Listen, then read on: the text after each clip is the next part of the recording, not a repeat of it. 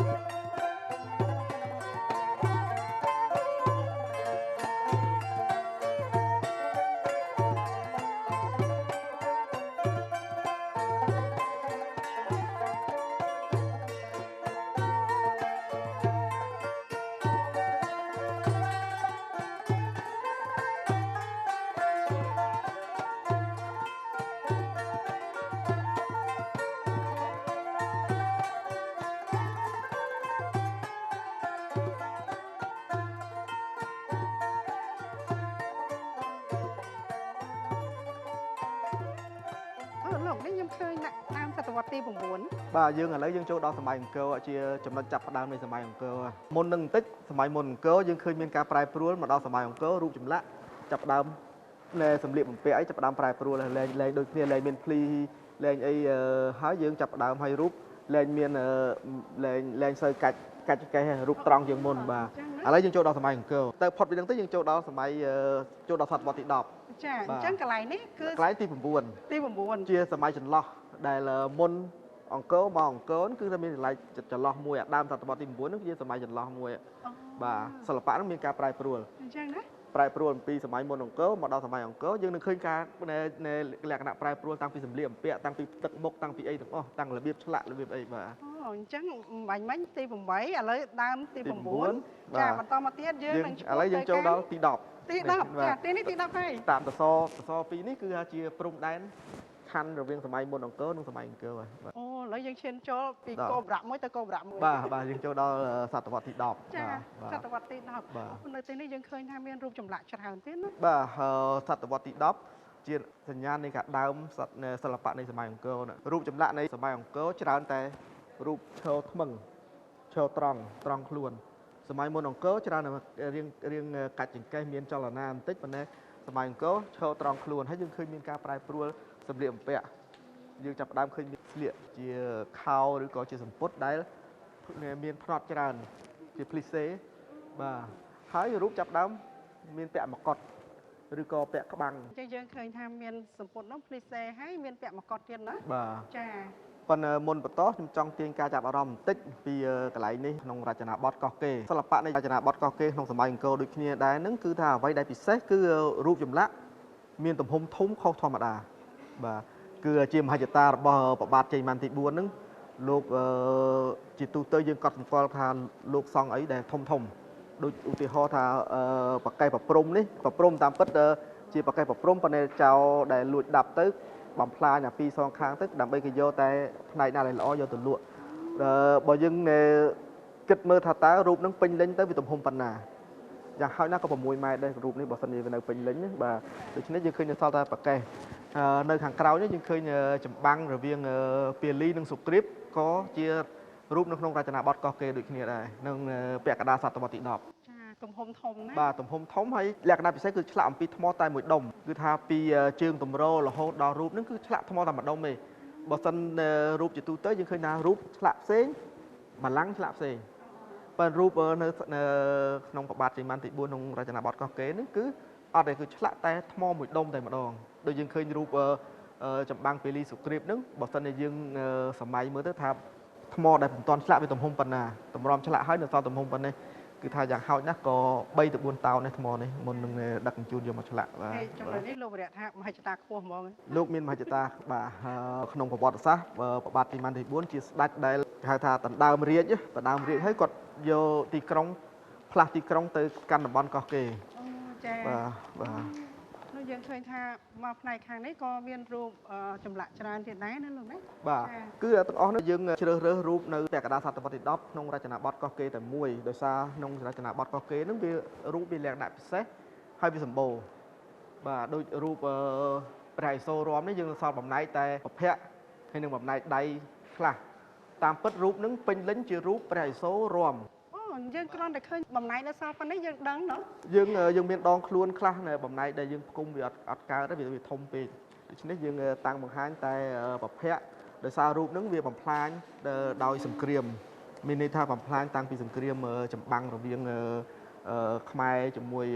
សៀមហ្នឹងមិនមែនតែមកឡើងឡាទេរូបវាបំផ្លាញយូរហើយបាទចាអញ្ចឹងបានយើងនៅតែនិយាយដដែលថាប្រសិនបើយើងមានសង្គ្រាមអ្វីគ្រប់បែបយ៉ាងគឺมันមានការអភិវឌ្ឍហើយក៏មិនមែននៅសល់ដែរមិនអញ្ចឹងលោកណាចាតែកាលណាយើងមានសុខសន្តិភាពយើងចេះតែអភិវឌ្ឍប្រទេសបានណាចាមកយើងឃើញភ្ញៀវបរទេសគេចាប់អារម្មណ៍ណាចឹងបានថាអស្ចារ្យមែនតើចាឥឡូវនេះលោកអ្នកនាងយើងខ្ញុំកំពុងតែស្ថិតនៅក្នុងសតវត្សទី10ហើយនៅក្នុងរាជប្របាទជ័យវរ្ម័នទី4មិនចឹងលោកអ្នកណាចាហើយនៅខ្ញុំមានអារម្មណ៍ថាអូយដូចជារំភើបដល់ហើយបើដឹងអញ្ចឹងអាសាមកឲ្យបានច្រើនដងតិចចាអញ្ចឹងនៅពេលនេះសូមលោកអ្នកនាងតាមដានទស្សនាបន្តទៀតកម្មវិធីយើងនៅតែបង្ហាញជូនលោកអ្នកលោកវរៈយើងនៅសល់ថែវ3ទៀតណាបាទយើងនៅច្រើនណាស់ដូចជានៅផ្នែកខាងចុងសតវត្សទី10ហ្នឹងយើងក៏មានបង្ហាញបន្តិចអំពីរចនាបថបន្ទាយស្រី បាទនេះរូបនៅខាងមុខខ្ញុំនេះខាងមុខខ្ញុំនេះជារូបនៅ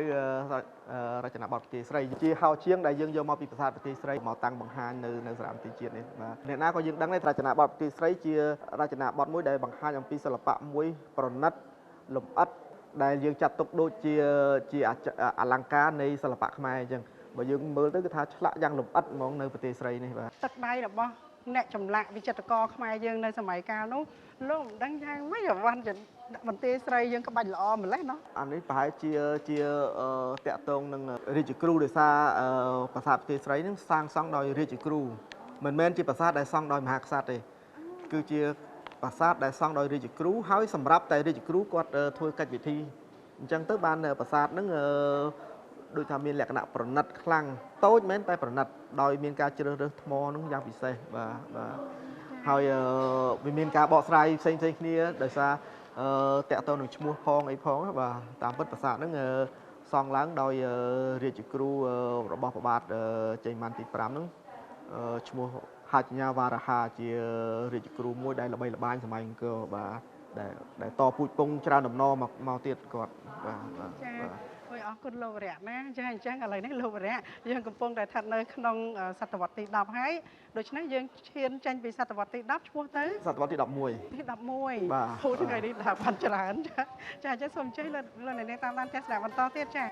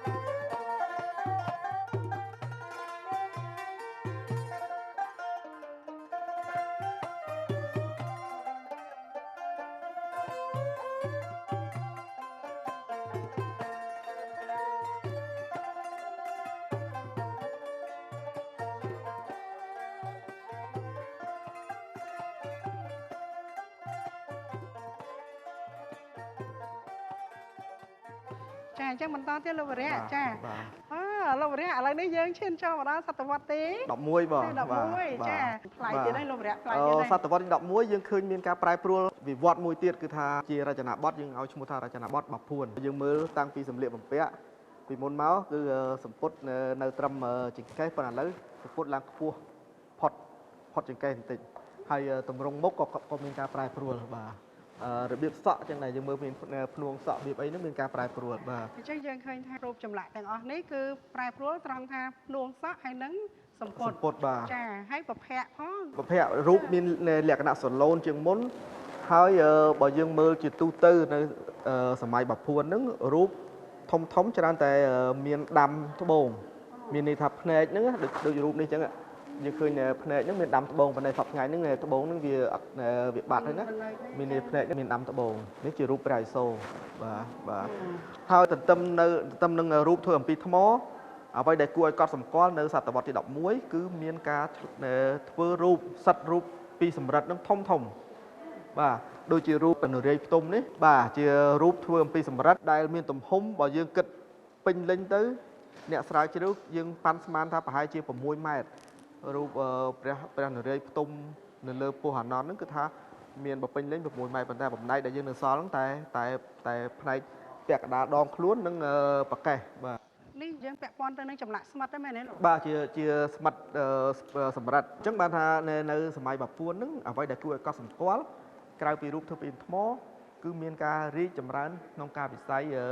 សិតលោហៈស្លលោហៈធាតុធ្វើជារូបធំបាទពីមុនមកយើងមានដែរប៉ុន្តែជាដូចយើង នៅថៅទី1យើងមានរូបសម្រិតច្រើនប៉ុន្តែវារូបតូចៗទេប៉ុន្តែនៅសតវត្សទី11ហ្នឹងអ្វីដែលកត់គួរឲ្យកត់សម្គាល់គឺមានសិតរូបធំដូចជារូបនេះមួយជាឧទាហរណ៍ហើយដែលជារូបគេគិតថាជារូបធ្វើពីលោហៈធំជាងគេនៅអាស៊ីអាគ្នេយ៍ក្នុងសតវត្សហ្នឹង ដល់លោករយៈមានប្រសាសន៍កន្លែងនឹងមកកម្មវិធីកំណត់ឆ្នៃបង្កើតលោកអ្នកនាងសប្តាហ៍មុននោះបានបង្ហាញជូនលោកអ្នកពាក់ព័ន្ធទៅនឹងការចម្លាក់ស្មិតរបស់កូនខ្មែរយើងបច្ចុប្បន្នអ្នករស់នៅខាងសង្កាត់ព្រៃសរលោក បាទ គាត់ធ្វើប៉ុន្តែនេះខ្ញុំជឿសួរគាត់ថាលោកធ្វើអស់ធំប៉ុណ្ណាគាត់ថាគាត់មិនសូវបានធ្វើធំទេគាត់មិនដឹងថាតើទំហំប៉ុណ្ណាដែលគេអាចធ្វើអស់នោះគាត់អត់បានដឹងឥឡូវថ្ងៃនេះបានដឹងចាធំមែនតើដើម្បីធ្វើរូបធំអញ្ចឹងគេត្រូវធ្វើច្រើនសិតច្រើនបំណែកហើយបានគេផ្គុំចូលគ្នាដូចយើងឃើញដៃផ្សេងដងខ្លួនផ្សេងប្រកេះផ្សេងប៉ុន្តែវាគួរឲ្យសោកស្ដាយយើងនៅសល់បានតែប៉ុណ្្នឹងបើសិនជានៅសល់ពេញលេញយើងឃើញថារូបហ្នឹងមិនដឹងជាមានសម្រស់ប៉ុណ្ណាចាហើយមួយទៀតដែលគួរឲ្យចាប់អារម្មណ៍ដោយសារតែរូបនេះលោករយៈបានលើកឡើងថាគឺជារូបធំជាងគេនៅអាស៊ីអាគ្នេយ៍អញ្ចឹងយើងគិតមើលតើអាណាចក្រខ្មែរយ៉ាងណាដូច្នេះប្រសិនបើយើងមិនមានសង្គ្រាមយើងអភិវឌ្ឍបានល្អយើងមានការរីកចម្រើនយើងមានឈ្មោះល្បីរន្ទឺមិនអញ្ចឹងលោកណាចាឥឡូវបន្តទៀតលោកបង្ហាញលោកអ្នករូបភាពនេះមួយទៅលោកបាទចាច្រើនណាស់ដែររូបនេះជារូបមួយដែលកម្រគេឆ្លាក់អំពីអាទិទេព3ផ្គុំចូលគ្នាក្នុងទម្រង់អញ្ចឹងរូបហ្នឹងគឺជាការគុំចូលគ្នានៃអាទិទេពធំ3គឺព្រះឥសូរព្រះនរាយណ៍និងព្រះព្រហ្មព្រោះនៅក្នុងព្រហ្មញ្ញសាសនាអាទិទេពដែលធំជាងគេវាមានតែ3ទេក្រៅពីហ្នឹងវាមានអាទិទេពជាអាទិទេពបន្តបសំអាទិទេពដែលធំគឺមានព្រះឥសូរព្រះនរាយណ៍និងព្រះព្រហ្មហើយរូបនេះគឺផ្គុំចូលគ្នាទាំង3អង្គបាទមានន័យថាអំណាចទាំង3ផ្គុំចូលគ្នាកាលណាផ្គុំនោះច្រើនតែពេលដែលអាទិទេពហ្នឹងផ្ចាញ់ឬក៏បំផ្លាញទៅលើភាវៈអាក្រក់ណាមួយសហការគ្នានេះសាមគ្គីបាទគឺថាទាំង3ផ្គុំចូលគ្នាយើងឃើញមានព្រះឥសូរនៅកដាលដែលជាអាទិទេពចម្បងហើយព្រះឥសូរគឺធំជាងគេមានព្រះព្រហ្មហើយនឹងព្រះនរាយណ៍ដែលនៅសល់តែដងខ្លួនប្រកេះបាត់ហើយបាទ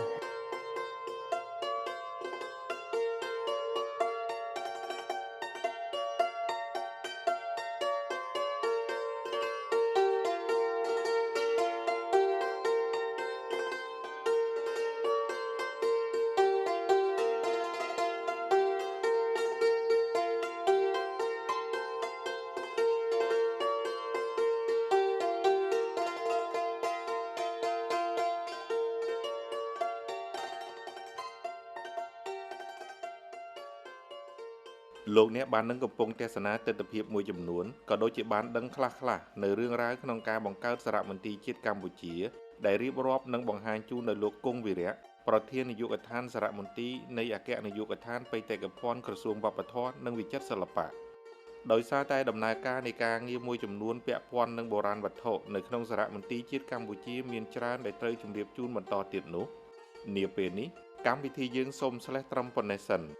នៅសប្តាហ៍ក្រោយថ្ងៃសៅរ៍វេលាម៉ោង 10 ព្រឹកនិងថ្ងៃអាទិត្យវេលាម៉ោង 11 ថ្ងៃត្រង់កម្មវិធីគំនិតច្នៃបង្កើតរបស់ទូរទស្សន៍ BTV នឹងផ្សាយវគ្គបញ្ចប់បន្តជូនលោកអ្នកទស្សនាថែមទៀតសូមលោកអ្នករងចាំទស្សនាដោយមេត្រីភាពសូមអរគុណ